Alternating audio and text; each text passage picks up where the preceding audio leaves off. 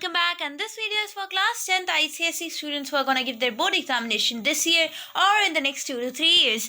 तो because it is January और आपके बोर्ड एग्जाम्स फेब में स्टार्ट हो रहे हैं, आई थिंक फेब एंड में, तो आप लोगों को इस समय पढ़ तो आप लोग रहे ही होंगे, देयर इज़ नो डाउट। और जो नहीं बच्चे पढ़ रहे हैं उनसे मैं प्लीज़ रिक्वेस्ट करूँगी कि फ्रॉम नाउ स्टार्टेड, ठीक है। अभी नहीं, कल करोगे तो पूरा जान निकल जाएगा, एंड आफ्टर जान you will have nothing but just to regret.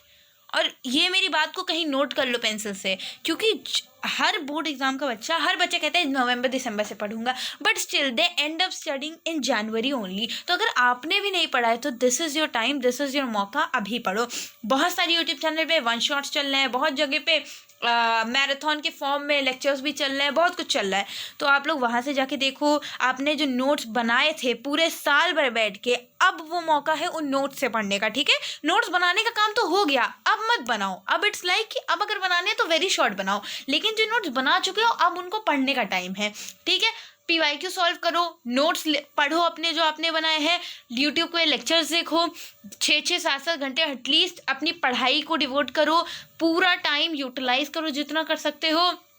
आपको अगर कोई टॉपिक नहीं समझ में आ रहा है तो उसके इजी से इजी, और पहली बात मैं बहुत क्लियरली बता दूं, बोर्ड एग्जाम में ऐसा नहीं है कि कुछ भी आ जाएगा, आएगा आपकी बुक से 110% आपकी बुक से आएगा, बस क्वेश्चंस थोड़े घुमा फिरा के होंगे। और 2-3 गलतियां मैं ऐसी बता रही हूँ जो प्लीज़ बोर्ड एग्जाम में मत करना, जो मैंने की या फिर मेरे क्लासमेट्स ने की। पहली चीज़ है, हमें लगता है कि हमने क्वेश्चन बहुत ध्यान से पढ़ रहे हैं, लेकिन उस समय इतना प्रेशर होता है कि अगर आपको आंसर नहीं आता तो आप फिर क्वेश्चन, ऑफकोर्स थोड़ा हड़बड़ी में पढ़ते हो और प्रेशर रहता है, टाइम की कमी, लेकिन कई बार ऐसा होता है कि आपने क्वेश्चन की स्टार्टिंग पढ़ी और आप बहुत खुश हो गए कि आपको आंसर आता है, तो आप लास्ट पार्ट पढ़ते ही नहीं हो, स्पेशली इन MCQ, और उसी में घुमा देते हैं। इन बायो जैसे सब्जेक्ट, बायो और हिस्ट्री जैसे सब्जेक्ट में यही करते हैं बोर्ड वाले MCQ में। MCQ बहुत सिंपल देंगे, आपको लगेगा आपको आता है और आप एंडिंग छोड़ दोगे उसकी, और फिर आंसर केवल माइन्यूट 1% से आंसर बदल जाता है।